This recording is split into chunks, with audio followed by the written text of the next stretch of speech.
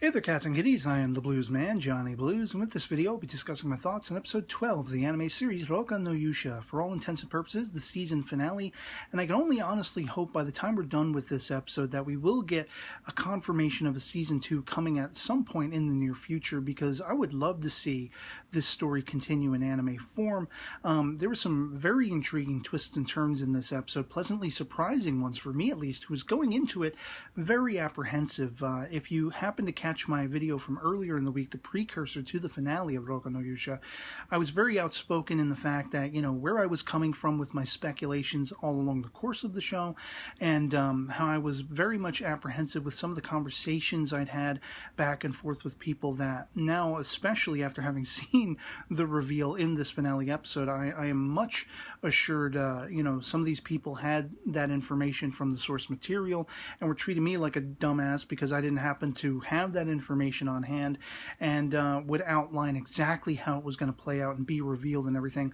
So effectively, I had been spoiled going into this episode, and by the end of it, I feel like this episode was bookended in awesome sauce. Unexpected, pleasant surprises, awesome characterization, and very much the dip in the episode was the reveal. You must have seen it by now if you're watching this video, so no spoiler warning. Nashtania admits herself she is the seventh. And very much in one of the conversations I had, it was being sort of pointed at as the plotting of this series is very much kind of like a mystery novel where you should have seen clues and hints that you can reflect back on, going all the way back to the start of the series, and see how much foreshadowing there was building up to that. And there are certain estimations that fall in line to why I said, Nashtania was the most obvious choice in my precursor video, that even I was perceiving, but I didn't really want to, bet my bottom dollar on that fact.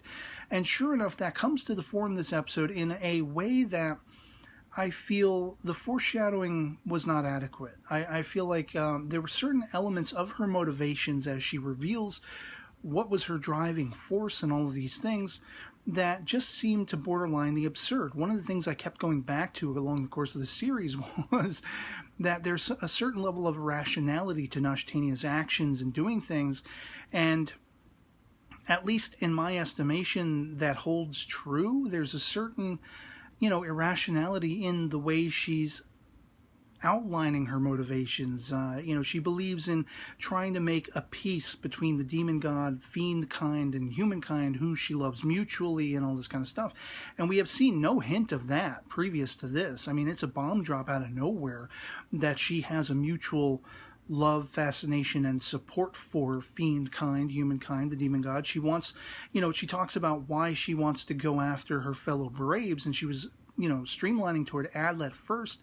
She wanted to go after Hans. She figured she needed to take the Braves out in order to remove any obstacles, to have a through line directly to the demon god to try to make peace with him.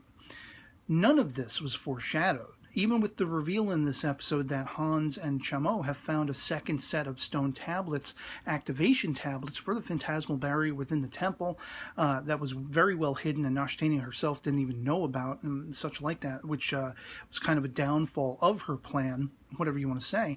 A plan that just, it doesn't make as much sense as it should have by the end. And then there's the whole aspect of, like, when she has been revealed and Adlet says, kill Nashtania, and everyone goes after her. She's like melting away, and he says something about it's like the utmost powerful fiend, ability to be able to do that. Is she being teleported? Is she being proven to be a fiend in disguise herself? It's never clearly stated, and it's like, well, if she were somehow part fiend, is it the same thing as Flamey? Did she somehow get to enter the temple because she's half and half? Is she all human, from the get-go, and this was just her being teleported away by a fiend benefactor? It still remains unclear, and like I say, the motivations just aren't satisfyingly wrapped up for me personally. I don't buy it. I feel like they're going to have to go much more into explaining things in the future, because there's too many threads left open and left hanging loose, at least for my own, want of this explanation. I had said, at least if they could explain it well and explain to her motivations well, I would be satisfied. But I was completely dissatisfied, frankly, with the explanation of her motivations, what her plan was, and, the fact that she even kind of cops out and says, oh, I should have just come to you all and provided you with my plan and seen if you would have gone along with it. WTF? Why not do that? Why become a villain in the midst? And then you're talking about, oh, well, it would have been okay, though, in trying to, see to the success of this plan, only 500,000 people would be sacrificed in order to assure future peace. Huh? Like, just completely out of character. There weren't enough hints building up to this, as far as I'm concerned, other than the fact, and somebody was taking me to task on the fact that I was saying Nash Tanya seemed the most irrational. A lot of her actions seemed irrational, and they were calling that kind of an ad hoc, explanation. But how can you explain any further with all of the revelation of her plan of action, what she was intending to do? That's not a rational plan at all. Anyway, that is the negative about this episode for me. Getting on to the positive elements. As we open the episode, I was very much sort of, taken aback with relief that Morta was the pinpointed, most likely 7th among the other Braves, because where we left her in the previous episode, I was very much afraid it was going to all be forgiven and forgotten in the blink of an eye. And with all of the lies that came out of her mouth, with all of her actions, her bloodthirstiness pointedly toward Adlet and everything, at this point, if they hadn't acknowledged her to be the likeliest 7th until the actual reveal, it would have been sorely disappointing. So I was very much relieved that that was the case. And that later on, there is still an element of it has been forgiven and forgotten a little bit too easily, as she's apologizing to Adlet, and he's like, let's let bygones be bygones and everything like that. Now I'm genuine, I'm legit, and all this kind of stuff, which you can still call it into question with the way the episode ends. I'm getting a little ahead of myself. But of course, once this reveal happens and Nash Tanya has spirited away or been spirited away, whatever it is that happens, as she becomes like this molten goo, eventually you have this great characterization moment between Flamey and Adlet, and she will not leave his side as he's bleeding out. He's still very much wounded, and he sort of just, is knocked out. He faints from this. He wakes up. That's when the whole exchange between he and Morta happens and everything. And I really love that the reveal of those stone tablets sort of solidified a kind of bond between Chemo and Hans, which was unexpected, pleasantly so. Because again, Chemo has been a character very much like Morta. I've talked about time and time again, covering this series, just very much has seemed to be questionable and seems to be psychotic in her own right. And sure enough, when you call back episodes back, she was using certain of her swamp abilities to dig into the ground and everything. And even though supposedly the information we were given about this temple was that you could not break through the ground and all this kind of stuff, they managed to do it now that they needed to do it. Talk about ad hoc. And they found these other stones and everything like that. So at least it was palatable to me, and I bought into that. And the fact that Nash Tanya didn't know about it, and this was part of the downfall of her plan. Okay, whatever.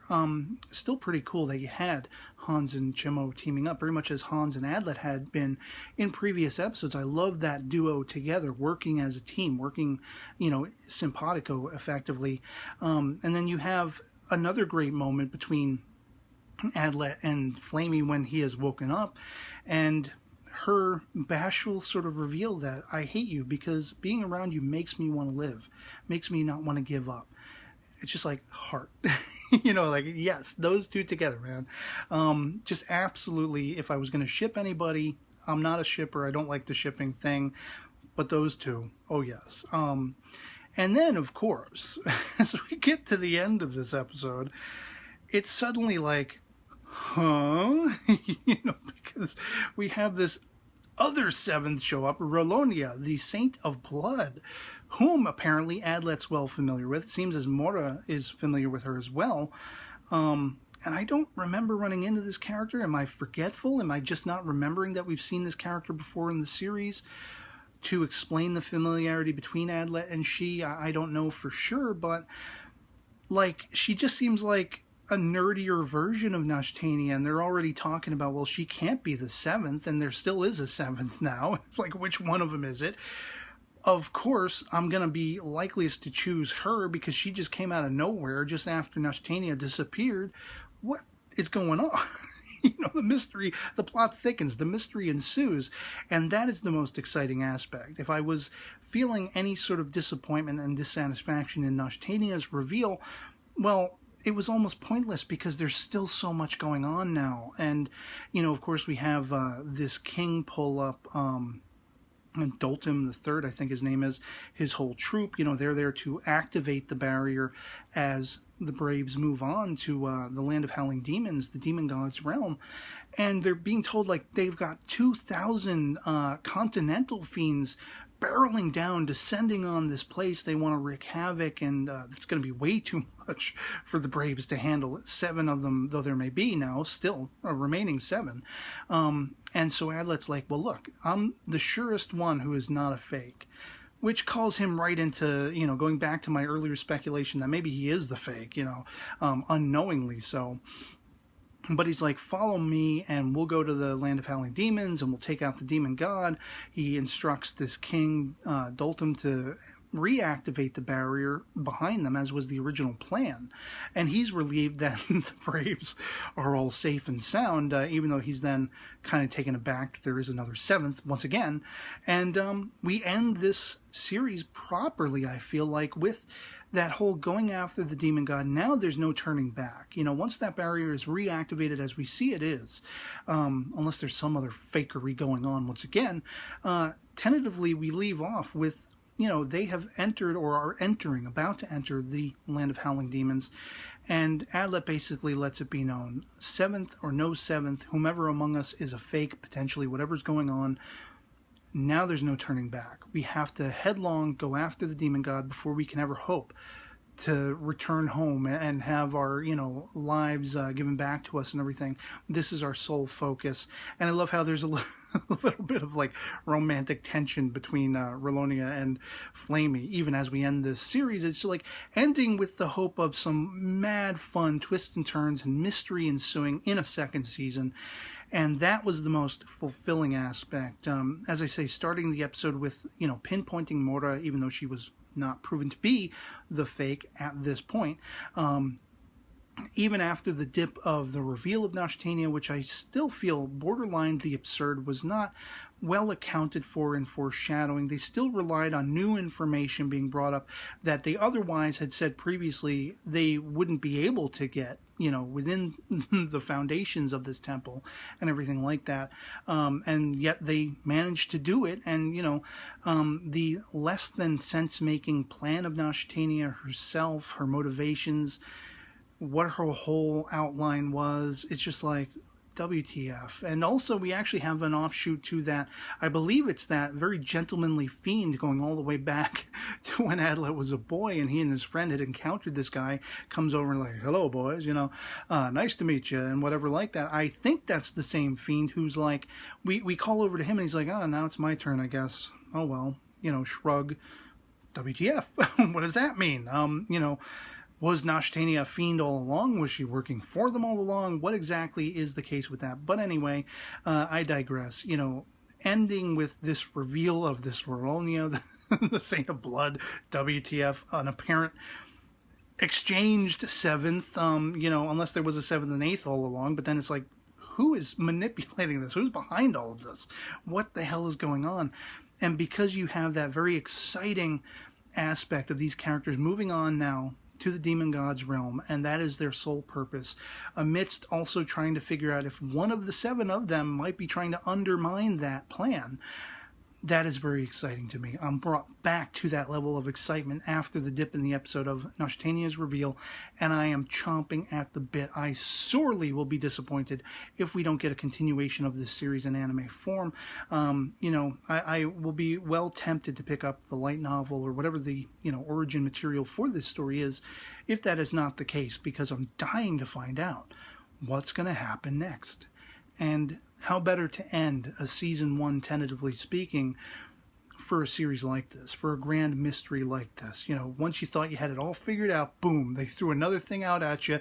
It was like, oh no, you don't even know. This was only the beginning of the grand mystery. So goosebumps was that ending, and I'd love to hear from you guys in the comments below what you thought of this finale of Rokka no Yuusha, episode 12. You know, if you saw Nashitania's reveal coming, if you did or didn't, how did you react to it? Did you feel that it was well-founded? Unlike myself, who really feels like it was absurd and just out of character and not well explained. And I'm sure we have remaining ties to explain and, you know, the continuation of this story if we do see it continued. But otherwise, everything else in the episode, how did it affect you? Did you enjoy it? Did it leave you underwhelmed? Anything goes in the comments below. We can agree to disagree and just have fun talking about a mad fun series. And so yeah, otherwise that'll be pretty much it for me on this. Hope this video finds you well, and I'll catch you all later. Peace.